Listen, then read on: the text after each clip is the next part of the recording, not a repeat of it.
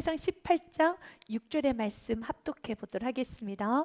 무리가 돌아올 때 곧 다윗이 블레셋 사람을 죽이고 돌아올 때 여인들이 이스라엘 모든 성읍에서 나와서 노래하며 춤추며 소고와 경쇠를 가지고 왕 사울을 환영하는데, 아멘. 사랑하는 여러분, 여름 바닷가에 우리가 꽃게를 보게 되는 경우가 있죠.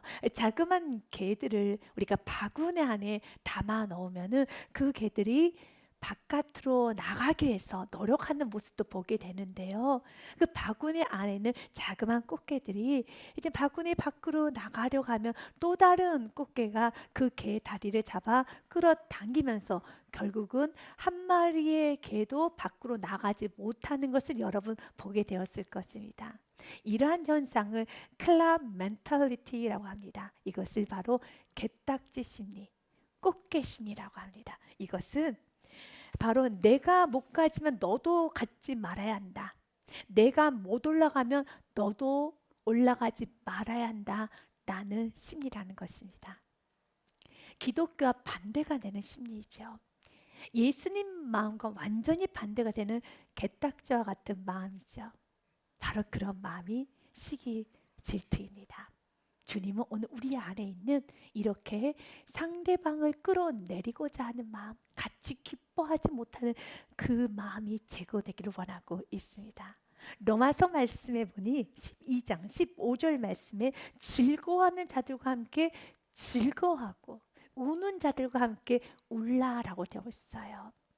누군가 기뻐할 때, 또 누군가 일이 잘 되었을 때 마음 다하여 즐거워하며 기립박수 쳐줄 수 있는 그런 마음이 되어야 합니다. 또한 누군가 슬픔을 당했을 때, 일이 안 되었을 때 마음 안에 꽃이다 하는 그런 마음을 가져서는 안 됩니다. 진정 그 영혼을 사랑하고 긍휼히 여기는 마음으로, 애틋한 마음으로 같이 슬퍼해 줄 수 있어야 하는 것입니다. 사울의 마음은 시기 질투로 가득하였습니다. 그리고 그의 생에는 어둡게 인생이 마무리가 되며 쓸쓸히 혼자 생명을 끊는 자살로 인생이 끝납니다. 그리고 자녀에게 너무 많은 상처를 줍니다. 백성들에게 상처를 줍니다. 제사장 85명을 죽이는 그 일을 합니다. 너무 그의 인생은 어둡고 비극적인 인생으로 끝나고 맙니다. 그러나 초대 왕이었던 사울이 처음부터 그렇게 교만하고 시기 질투가 가득한 사람은 아니었습니다. 그의 처음 모습은 너무 멋지고 근사한 왕이었습니다. 그는 겸손한 왕이었으며 하나님을 의지할 줄 아는 왕이었으며 또한 백성들의 고통을 같이 공감하며 나눌 수 있는 왕이었으며 또한 자신의 왕의 권위를 인정하지 않는 자들을 너그럽게 보듬을 수 있는 그런 왕이었으며 전쟁에 승리하고 난 후에도 그는 겸손할 줄 아는 왕이었습니다. 사무엘상 10장 27절 말씀에 보니 어떤 불량배는 이르되 이 사람이 사울을 말합니다. 사울이 어떻게 우리를 구원하겠느냐 하고 멸시하며 예물을 바치지 아니하였으나 그는 잠잠하였더라. 그는 온유하였습니다. 너그러웠습니다. 그리고 그가 전쟁에 승리하고 난 후에도 너그러웠습니다. 사무엘상 11장 말씀에 보니 백성들이 사울을 향해서 기억하십니까? 과거 10장 27절 나오는 그 사람들 기억하십니까? 그 불량배 기억하십니까? 그 사람들이 사울왕 당신을 인정하지 아니하였는데요, 우리 그 사람들을 죽입시다 라는 말합니다. 백성이 사무엘에 이르되 사울이 어찌 우리를 다스리겠느냐 한 자가 누구니까 그들을 끌어내소서 우리가 죽이겠나이다 라고 사울을 부추기기 시작했을 때 사울은 뭐라고 대답한 줄 아십니까? 13절 말씀에 보니 사울이 이르되 이날에는 사람을 죽이지 못하리니 여호와께서 오늘 이스라엘 중에 구원을 베푸셨습니다. 아멘. 사랑하는 여러분, 이렇게 멋지고 근사한 왕이 사울이었습니다. 사울은 지금 우리가 전쟁에 승리했는데, 하나님이 이렇게 도우셨는데, 하나님께서 이렇게 은혜를 베풀어 줬는데, 우리가 더 욕심을 부리면 안 되지. 대우를 받으려고 하면 안 되지. 이렇게 더 욕심을 부리면 안 되는 거야. 충분해. 더 이상 욕심 부리면 안 돼. 은혜를 받았으면 은혜로 마무리해야지 라고 하였던 것이 사울이었습니다. 그러나 그랬던 사울이 무너지기 시작했죠. 왜냐하면 순종 같은 불순종을 하였기 때문에. 자신이 원하는 것만 순종을 하였습니다. 내가 이해가 되고 좋게 보이는 것만 순종을 했습니다. 그러나 내가 보기에 이해가 되지 않고, 내가 보기에 이것은 아닌 것 같아, 이렇게 순종하는 것은 옳지 않은 것 같다 라고 하는 것들은 순종하지를 않았어요. 하나님께서는 사울에게 명령하셨습니다.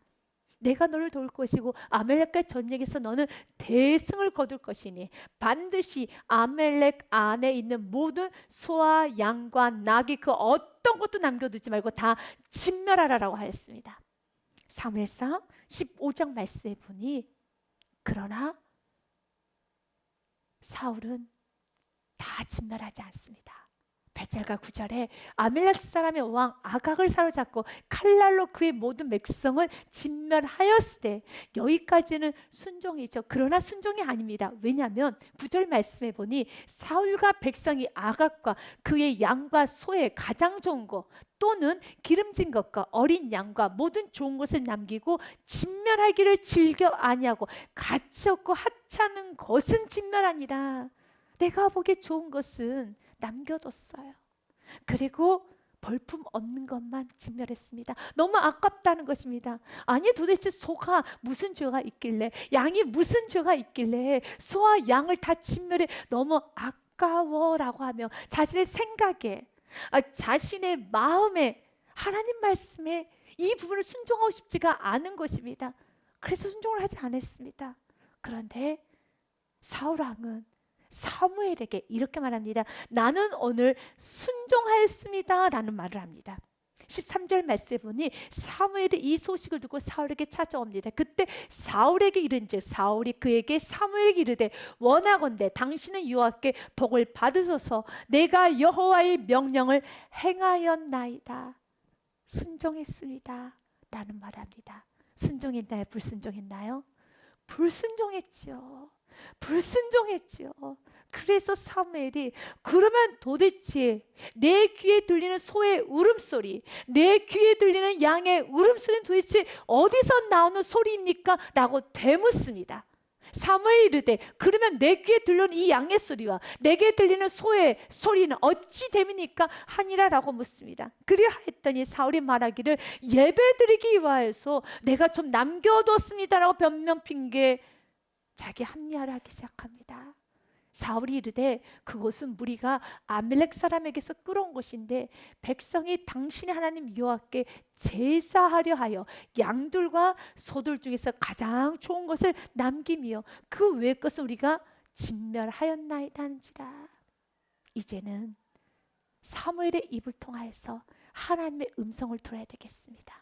하나님께서는 불순종했던 사울에게 또한 우리들에게도 내가 순종을 하였습니다. 그러나 어떤 분은 순종하지 아니하였었습니다. 그때 하나님 우리에게 말씀하십니다.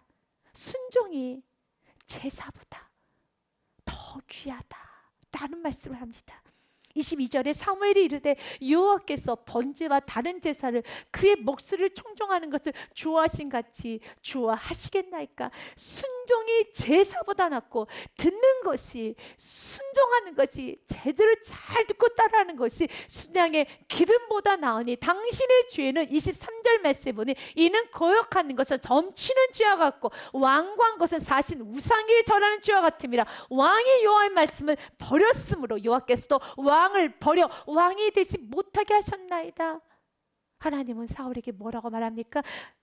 당신은 말씀을 버렸습니다. 그렇습니다. 그래서 하나님이 나에게 주시는 말씀에 여러분은 순종해야 됩니다. 하나님 여러분에게 무슨 말씀을 하셨습니까? 사울왕에게는요, 아말렉에 있는 모든 것을 소와 양과 낙이 모든 걸 다 진멸하라고 명령하셨던 것처럼 여러분에게도 하나님께서 말씀하셨을 것입니다.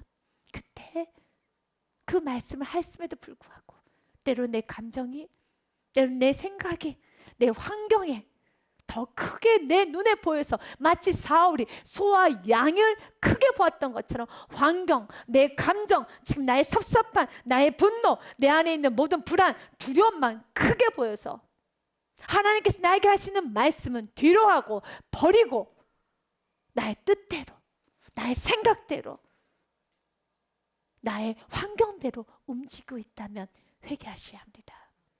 돌이키셔야 합니다. 돌아오셔야 합니다. 하지만 하나님은 그를 버리지 아니하시고 다윗을 통하여서 그의 영혼을 깨우기 시작합니다. 다윗이 오직 만군의 여호와 이름 하나 믿음으로 나아갔을 때 그가 승리합니다. 그가 골리앗 장군 앞에서 이렇게 선포합니다. 너는 칼과 창과 단창으로 나오지만 나는 만군의 여호와 이름 곧 내가 모욕하는 이스라엘 군대 하나님의 이름으로 내게 나아가노라. 아멘. 우리는 이 땅에서 칼과 창과 단창으로 사는 거 아닙니다. 물질, 명예, 인맥, 지혜, 지식, 여러분 모든 세상 것으로 사는 거 아닙니다. 분명히 아셔야 됩니다. 하나님의 자녀들은 믿음으로 사는 겁니다. 믿음으로 자녀 키우고 믿음으로 직장생활하고 믿음으로 사업하고 믿음으로 사는 겁니다. 하나님이 도와주실 걸 믿고 하나님께서 역사하실 걸 믿고 하나님께로부터 난 자마다 세상을 이기느니라. 세상을 이기는 승리는 이것이니 무엇이라고요? 우리의 믿음이니라. 믿음이라는 것입니다. 믿음으로 승리하는 것입니다. 여러분, 다윗은 만군의 여호와 이름으로 나아갔습니다. 칼과 창과 단창으로 나아가지 않았습니다. 그는 믿음으로 나아갔습니다. 믿음으로 물맷돌을 던졌습니다. 그 물맷돌에 성경 분명하게 기록해 놨습니다. 49절 말씀에 그 믿음으로 던진 물맷돌에 골리앗은 땅에 엎드려지니라. 이것이 결론입니다. 이렇게 큰 승리를 거두고 난 후에 하나님은 사울에게도 메시지를 주었죠. 사울아 보았느냐? 사울아 보았느냐? 사울은 깨져야 됐었습니다. 사울은 엎드려져야 됐었습니다. 사울은 다시 한번 주 앞에 울며 다시 믿음 회복되어야 했었습니다. 그런데 사울의 믿음 회복되지 못하고 오히려 하나님 주신 기회가 그에게는 독이 되어버립니다. 왜냐하면 그가 전쟁에 승리하고 난 후에 사울왕과 그에 따랐던 용사들 그리고 다윗이 이스라엘 성읍 안으로 다시 돌아옵니다. 본문의 말씀 18장 6절 말씀에 보니 무리가 돌아올 때 곧 다윗이 블레셋 사람을 죽이고 돌아올 때 여인들이 이스라엘 모든 성읍에서 나와 노래하며 춤추며 소과 경새를 가지고 왕 사울을 환영하는데, 그런데 노래를 부르기 시작해요. 여인들이 뭐라고 노래를 부르는가? 여인들이 뛰놀며 노래하여 이르되 사울이 죽인 자는 천천히요 다윗은 만만이로다 하면서 비교하며 노래를 부르기 시작하였었고 그 노래를 듣자 사울이 매우 불쾌하여서 8절 말씀에 보니 사울이 그 말에 불쾌하여 심히 노하여 이르되 다윗에게는 만만을 돌리고 내게는 천천만 돌리니 그가 더 얻을 것이 나라 말고 무엇이냐 하고 9절 말씀에 그날 후로 사울이 다윗을 주목하였더라 라고 말합니다. 여기서의 주목은 시기 질투로 해석이 가능할 것 같습니다. 시기를 우리가 문자적으로는 이렇게 정의를 합니다. 다른 사람이 가진 장점이나 성공, 소유물을 부러워하면서 내 것으로 취하고 싶고 그를 향해서 미워하는 감정을 갖는 것 시기입니다. 그리고 영어로는 이 시기를 envy라고 하였는데요. 라틴어로 보니 그 어원에는 보다라는 뜻을 가지고 있습니다. 맞습니다. 시기하는 마음, 상대방을 계속 보는 겁니다. 그 사람의 흠을 잡기 위해서, 꼬투리를 잡기 위해서, 그 사람이 무너지기를 바라는 마음으로, 그 사람이 안 되기를 바라는 마음으로 응시하고 있습니다. 주목하고 있습니다. 그래서 9절의 말씀 현대인의 성경에 보니 질투하였더라라고 해석을 한 겁니다. 그날부터 사울은 계속 다윗을 질투의 눈으로 바라보았다. 그렇게 질투의 눈으로 바라보게 된 계기가 있긴 있습니다. 어떤 계기입니까? 7절 말씀처럼 여인들이 비교하며 노래를 불렀기 때문입니다. 사울이 죽인 자는 천천, 다윗이 죽인 자는 만만이로다. 이 소리를 듣고 마음 안에 불같은 질투심이 일어난 겁니다. 그래서 깨달아야 합니다. 세상에는 어떤 말도 다 할 수 있습니다. 그러나 그런 모든 말 가운데 여러분의 마음 안에 죽음에 이르는 죄인, 시기와 질투가 내 안에 생기고 그것을 키워나가면 안 되는 것입니다. 시기, 질투를 예수 이름으로 물리치고 십자가의 못을 박아야 되겠습니다. 그 일을 위하여서 두 가지를 기억하십시오. 첫 번째, 내 안에 시기, 질투가 마음 안에 시작되었었을 때 내가 누구인가를 꼭 기억하십시오. 여러분 누구입니까? 우리는 누구입니까? 하나님의 자녀이죠. 하나님의 사랑받는 나이죠. 사울은 기억했어야 됐었습니다. 사울은 지금 이 블레셋과의 전쟁에서 어떻게 이겼는가, 어떤 죽을 위기에서 건진받았는가를 기억했어야 됐었습니다. 그러면 감사하겠지요. 오늘 6절 말씀에도 백성들은 사울 왕을 향해서 환영했습니다. 여러분 우리는 알죠. 사울 왕이 환영받을 만한 행동을 했습니까? 도대체 사울 왕이 무엇을 했습니까?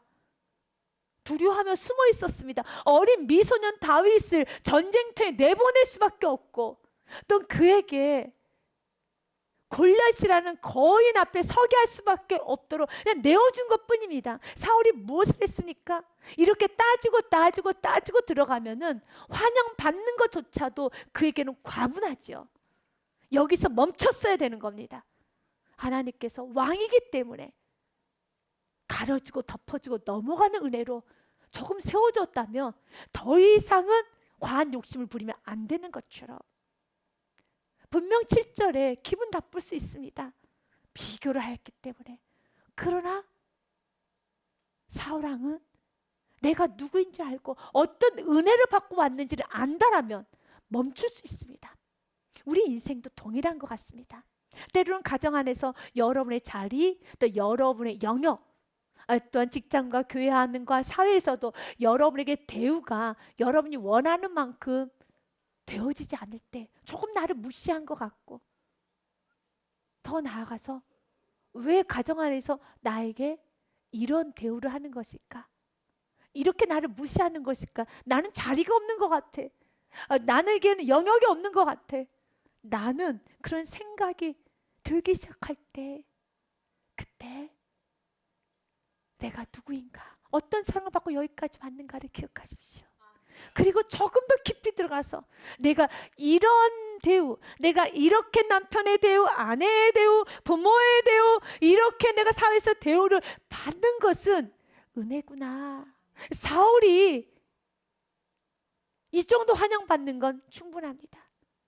더 따지고 들어가면은 우리는 사울에게 이렇게 질문하고 싶을 것입니다. 당신은 이렇게 환영받을 만한 왕으로서의 행동을 하셨습니까? 무슨 행위를 하셨습니까? 라고 묻는다면 사울은 할 말이 없는 것처럼, 그렇다면 섭섭하다고 하는데, 내가 지금 마음이 불편해졌다고 하는데, 내가 무시당했고 내 자리가 없다고 화가 났다고 하는데, 당신은 자녀 앞에서 부모로서 어떤 삶을 사셨습니까? 내가 어른으로서, 먼저 믿는 자로서 내가 어떻게 사셨습니까? 라고 하나님께서 되질문한다면 그닥 할 말이 없을 수도 있습니다. 그렇기 때문에 세상의 말에 비교당하는 말, 때로는 좀 무시당하는 말, 조금 나를 높이지 않는 말에 여러분들이 상처를 받고 그 모든 것을 마음에 깊이 담아두고 어디 한번 보자라고 하면서 여러분 눈을 가늘게 뜨고 매섭게 흘겨보는 거, 째려본다고 하죠. 이렇게 째려보는 것이 아니라, 경련의 얼굴을 갖고 사는 것이 아니라, 이제는 그 영혼이 잘 되었을 때 같이 기뻐해 줄 수 있는 은혜가 있어야 합니다. 그래서 두 번째로는 시선을 옮기셔야 합니다. 지금 사울은 다윗에게 시선이 가 있습니다. 그래서 다윗 안에 있는 다윗 안에 있는 모든 꼬투리를 잡고 어떤 다윗이 무너지기를 바라고, 저 다윗이 내 나라를 빼앗아갈 것이야 라는 그런 헛된 생각만을 가득하고 있습니다. 그래서 우리 시선이 옮겨져야 됩니다. 우리가 누군가, 여러분, 일이 잘 됐고 칭찬을 받고 높임 받을 때 왜 나는 이런 것이 없을까? 그리고 때로는 마음에 원망 불평이 생기고, 저 사람은 너무 잘 되는 것 같아, 나는 왜 이럴까? 라는 마음이 들 때, 그때 시선을 나에게서 나는 왜 이럴까는 그 나에게서 하나님께 시선을 옮기시고 하나님의 나라의 시선을 옮기시길 바라겠습니다. 사울이 만약 시선을 자기에게, 다윗이 아닌 하나님의 나라와 백성에게 시선을 옮겼다면, 사울은 다윗을 보면서 다윗과 같은 용사가 나에게 있다라는 것은 이제 나는 강성한 나라로 만들 수 있어 라고 하며 다윗과 함께 협업을 해야 되는 겁니다. 하나가 되어야 하는 겁니다. 주님은 오늘 우리들에게 말합니다. 꽃게와 같은 마음, 게딱지 같은 그 심리를 버리고, 남이 잘 되면 그 모습을 보지 못하고 끌어내리려고 하는 그 마음을 버리고, 이제 나는 좀 부족해서 여기까지 못했지만 당신이 먼저 앞장서 나가고 있다면 당신도 뻗어나가고 나를 좀 도와주시고 나를 밀어줘서 같이 나가야죠. 하나님 나라의 관점으로 바라본다면 모두 다 잘 돼야 되는 겁니다. 하나님의 나라의 관점으로 보십시오. 모두 다 잘 돼야 되는 겁니다. 내 가정만, 내 자녀만, 우리 친척 중에서 나만 잘 되면 이건 너무나도 슬픈 일이에요. 다 잘 돼야죠. 그래서 하나님께서 이렇게 말합니다. 하나님의 나라, 하나님의 자녀들은 금그릇도 있고 은그릇도 있고 나무 그릇도 있단다. 여러분 어떤 그릇입니까? 분명 어떤 사람과 비교해보면 나는 나무 그릇 같아. 네, 맞습니다. 성경은 말합니다. 디모데후서 말씀에 큰 집에는 금그릇도 은그릇뿐 아니라 나무그릇, 질그릇도 있어. 귀하게 쓰는 것도 있고 천하게 쓰는 것도 있으니, 큰 집에는 이런저런 그릇이 다양합니다. 맞습니다. 내가 생각하기엔 나는 질그릇이야. 저 사람과 비교하면 나는 질그릇이야. 저 사람, 저 가정은, 저 사람의 배경은 금그릇 같아. 나는 나무그릇이야. 맞습니다. 그러나 그것 또한도 하나님께서 허락하신 것입니다. 하나님의 나라, 큰 집안에서 쓰이는 그릇이 다 필요하기 때문에 하나님의 나라라는 관점으로 볼 때는 모두 다 필요하죠. 금그릇만 필요합니까? 어떻게 그릇이 금그릇만 있어야 되겠습니까? 종지그릇도 있어야 되고 다양한 그릇이 있어야겠죠. 주님은 오늘 우리에게 말합니다. 이 그릇이 중요하고 그릇의 크기, 그릇의 종류가 중요하고 그릇의 이러한 가치가 중요한 게 아니란다. 무엇이 중요한 것인가? 21절 말씀이 중요합니다. 같이 읽어봅니다. 시작. 그러므로 누구든지 이런 것에서 자기를 깨끗하게 하며 귀 쓰는 그릇이 되어 거룩하고 주인의 쓰심에 합당하며 모든 선한 일에 준비함이 됩니다. 아멘. 깨끗한 그릇이 되어야 하는 것입니다. 사울왕 금그릇입니다. 사울왕은 초대 왕이 되었습니다. 여러분, 왕은 누구나 되는 거 아니지 않습니까? 왕은 한 사람만 될 수밖에 없잖아요. 그는 이스라엘 백성들 중에 금그릇과 같은 존재였습니다. 외모도 키가 아주 컸습니다. 잘생겼습니다. 그리고 말도 잘했습니다. 훤칠합니다. 왕입니다. 금그릇이죠. 그러나 그 그릇이 너무 더러워졌습니다. 뭐 때문에요? 불순종, 시기, 질투 때문에 더러워져서 결국 쓰이지 못하는 것이죠. 다윗은 아버지에게도 인정받지 못하는 질그릇이었어요. 형제들 사이에서도 인정받지 못하는 질그릇이었습니다. 그는 천한 일을 하고 있는 목동이었습니다. 그러나 그의 그릇은 깨끗해서 믿음으로 채웠고 사랑으로 채웠고 긍휼로 채워서 하나님께 쓰임을 받았습니다. 지혜서인 잠언은 우리에게 이렇게 말합니다. 시기는 뼈를 썩게 하느니라. 같이 읽습니다. 평온한 마음은 육신의 생명이나 시기는 뼈를 썩게 하느니라. 아멘. 사랑하는 여러분, 이번 한 주간도 시기하는 마음 버리십시오. 세상에 시기하는 많은 조건이 나에게 주어지고 내 마음이 흔들거린다 할지라도 그러한 마음에 무너지지 마시고 다시 한번 받았던 은혜 감사하며 이 정도 대우받은 것도 나는 감사합니다 라고 선포하시고 더 나아가서 시선을 하나님께 두면 모든 건 다 풀리게 되어 있습니다. 오히려 감사만 하게 될 것입니다. 여러분 삶 날마다 이 은혜가 충만하시기를 주님의 이름으로 축복드립니다.